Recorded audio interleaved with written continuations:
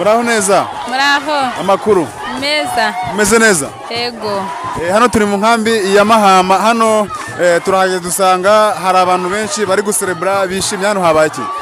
Turi guserebura intsinzi ko Kongo yacu yafashwe. Twari tumaze igihe mu gahinda kenshi, intambara bene wacu bari kwicwa, abandi batotezwa, abandi barohwa mu migezi, ariko kugeza kuri ubu twabohowe kuko baducunguye. Makenga yafashe igihugu, ubu ngubu twanataha.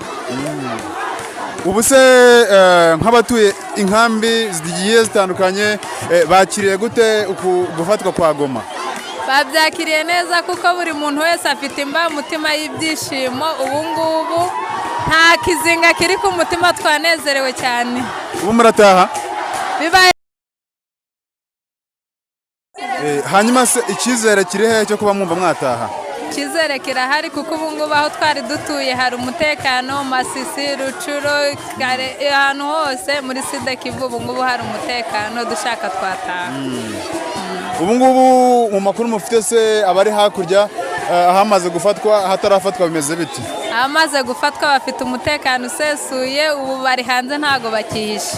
Ubu nta bwoba buhari, bari gutembera, bari mu mirimo yabo? Ntabwo babonye umucunguzi wabo Makenga, ubu ngubu bari mu mugi. Ubu ngubu niye message watanga ku mpunzi abari guhunga ubu ngubu, abahunze ejo, abahunze mu cyumweru gishize, abamaze umwaka, abamaze imyaka 20, niye message wabaha? Message nabaha no kubabwira ngo bahumure kandi bakomere kuko tugiye kuba iwacu dutekanye. Urakoze cyane.